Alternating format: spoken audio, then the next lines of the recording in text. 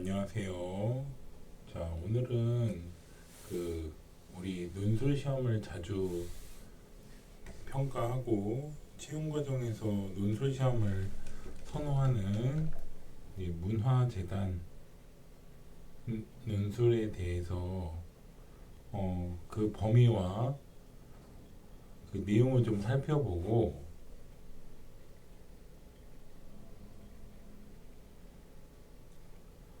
그리고 그 기관별로 어떤 차이점이 있는지도 좀 살펴보고자 합니다.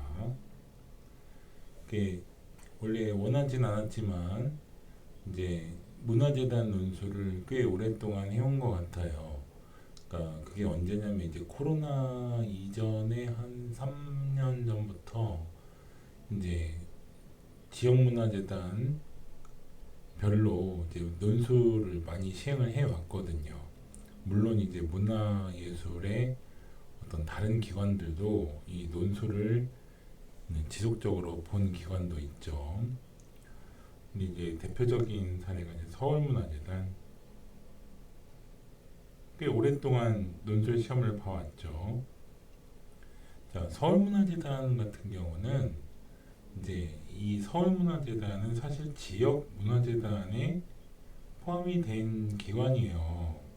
그래서 서울 지역의 문화예술, 거버넌스 혹은 사업 그리고 이제 문화예술의 최근 동향을 모두 포함시키기 때문에 서울문화재단 같은 경우 매우 포괄적인 범위에서 문제가 형성이 되죠. 그러니까 서울문화재단을 시험을 준비하는 사람들은 어떤 문제가 나올지에 대해서 예측은 하겠지만 예측한 문제에 대한 어떤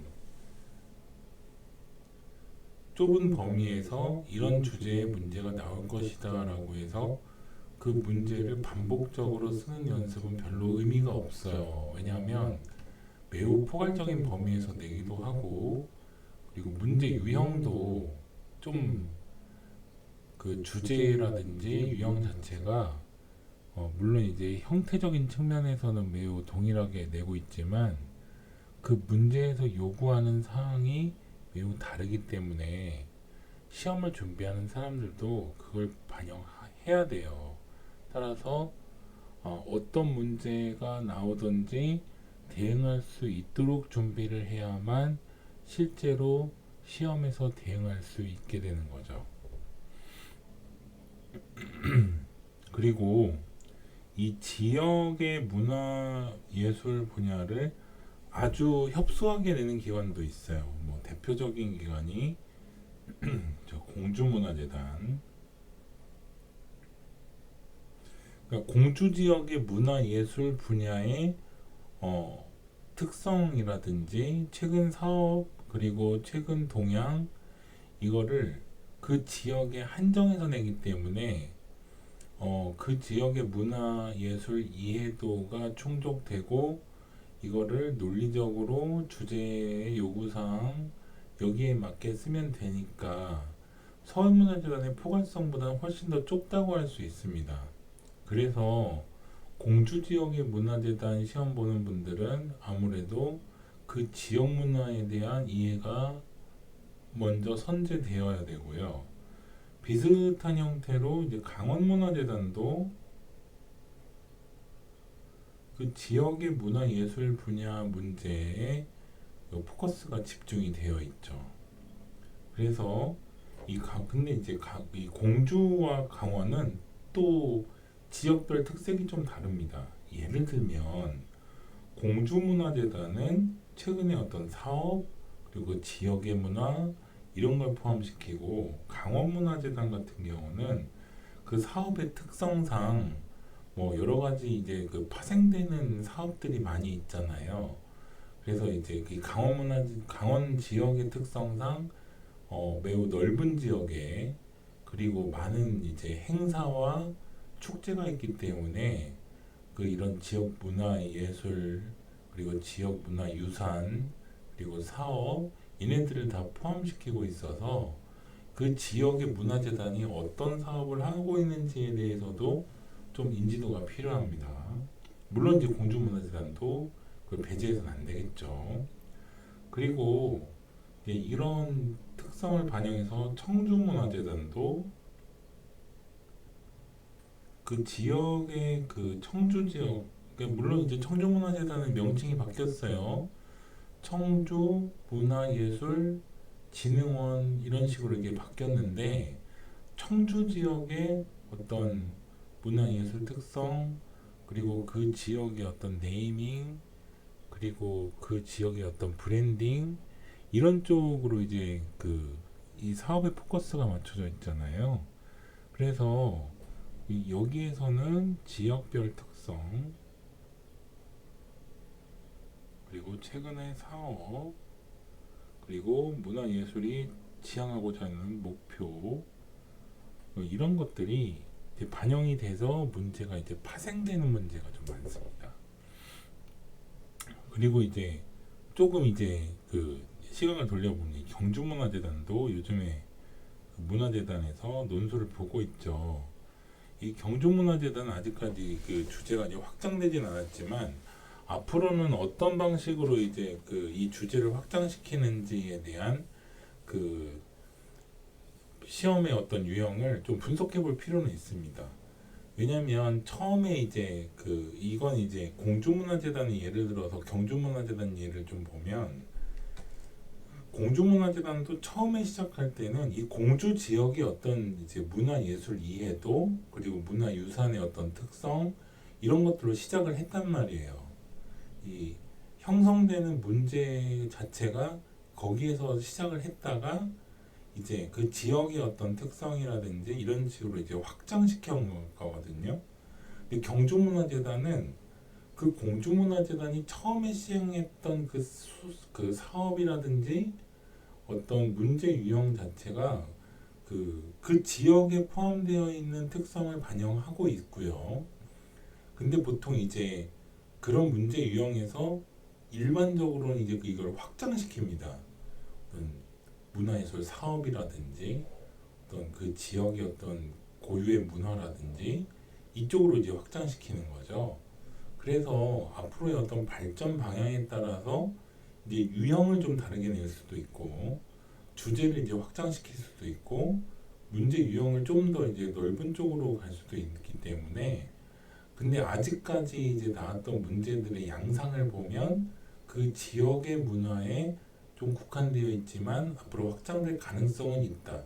이렇게 인지를 하시는 게 이쪽도 충분히 반영이 될 거고요.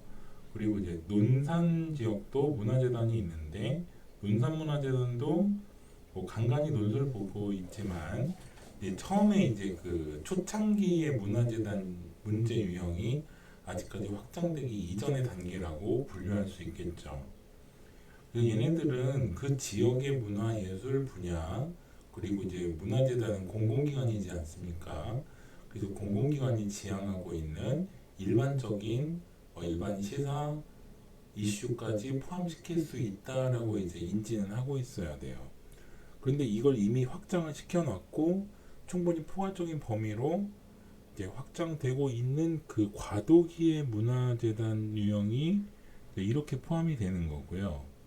이걸 가장 포괄적으로 확장시킨 완성형 문제가 서울문화재단이다라고 생각하시는 거예요. 그러니까 여기에서 이렇게 넓은 범위로 이렇게 확장시킨 거죠. 그래서 서울문화재단의 이제 특성을 보면 이제 지역의 문화를 기준으로 해서 최근 문화재단의 사업과 그리고 지역의 특성 그리고 문화예술 사업 자체의 거버넌스 포괄적인 범위에서 이제 확장된 유형으로 인지를 해야 되고요.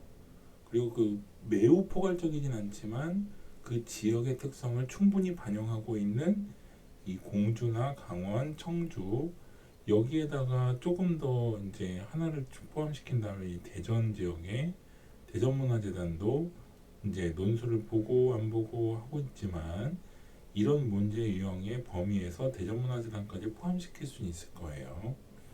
그런데 아직까지 그 지역의 특성에 있어서 아직까지 확장시키지 않은 지역이 바로 경주, 논산 이 지역의 문화재단이라고 볼 수 있고요. 그리고 물론 이제 호남 이제 광주 지역의 어떤 문화재단도 이제 통합되는 과정에서 이런 유형의 문제가 확장 전에 지금은 이제 잠깐 이제 논술을 쉬고 있는 것 같은데요. 이런 문제 유형의 어떤 그 지역별 특성을 반영해서 이해를 해야만 실제로 이제 문화재단을 시험을 준비하는 과정에서 나는 어떤 걸 먼저 준비해야 되고 좀 미리 준비를 한다면 무엇까지 준비를 해야 될까라고 이제 사실 고민이 많이 되잖아요. 그러니까 이 지역 문화재단이 지금까지 출제했던 어떤 시험의 문제 유형 먼저 봐야 되고요. 시험의 유형. 그리고 이 시험에서 출제했던 범위는 어느 정도가 포함되어 있는가. 그리고 이 지역 문화재단의 문제 그 특징 있잖아요.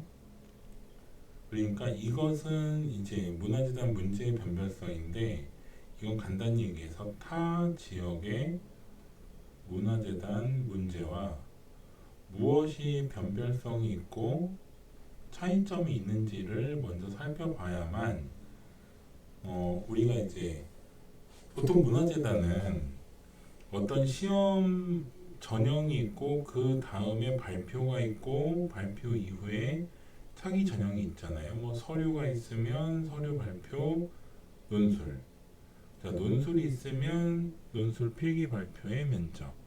이 기간의 특성을 볼 때 이 기간은 굉장히 좀 시간적 여유가 좀 있는 편이고 이 기간은 매우 짧은 편이거든요. 그래서 이 기간이 너무 짧으니까 만일에 내가 문화재단을 준비한다면 이걸 먼저 숙지를 하고 여기에 대한 이제 그 파생되는 내용이 있으면 내가 이쪽으로 좀 방향성을 잡아야겠다라는 개개인의 어떤 전략이 나올 겁니다. 여기에서 시작하는 게 가장 좋다는 점, 그리고 지역 문화재단별로 이러한 특성들은 좀 가지고 있다는 점을 숙지해 주시고, 그래서 결국에는 어차피 서울문화재단이 지금 지향하고 있는 포괄적 범위로 이제 확장될 수밖에는 없어요. 그런데 그 과도기에 있느냐, 아니면 그걸 확장시키기 전의 단계에 있느냐, 이게 문화재단을 준비하는데 굉장히 중요한 준비 소스가 될 것 같습니다. 따라서 내가 시험 보고자 하는 기관의 지금 현재의 상황, 그리고 문제의 특성, 그리고 출제했던 문제의 어떤 변별성, 이런 것들이 실제로 이제 내가 숙제를 먼저 하고 그리고 거기에 대한 이제 문제 준비를 해야만 효율적인 준비 과정이 충족된다고 할 수 있습니다. 자, 오늘은 실제로 이제 지역문화재단에서 나왔던 문제 유형을 바탕으로 이렇게 정리를 해봤는데요. 항상 이 논술 문제라고 하는 거는 이제 유동성이 있어요. 그래서 이제 뭐 가까운 사례로 이제 그 서울 지역의 어떤 기관에서는 뭐 유형도 바꿀 수도 있고, 그리고 이제 문제 어떤 난이도도 많이 바뀔 수 있으니까, 그리고 범위도 바뀔 수 있잖아요. 그러니까 이런 것들을 이제 기존에 어떤 문제가 나왔으니 당연히 이게 나오겠지 이렇게 생각하는 것보다는 항상 유동성이 있고 바뀔 수도 있다는 점을 숙지하시고 그걸 바탕으로 준비하시는 게 가장 효율적일 것 같습니다. 감사합니다.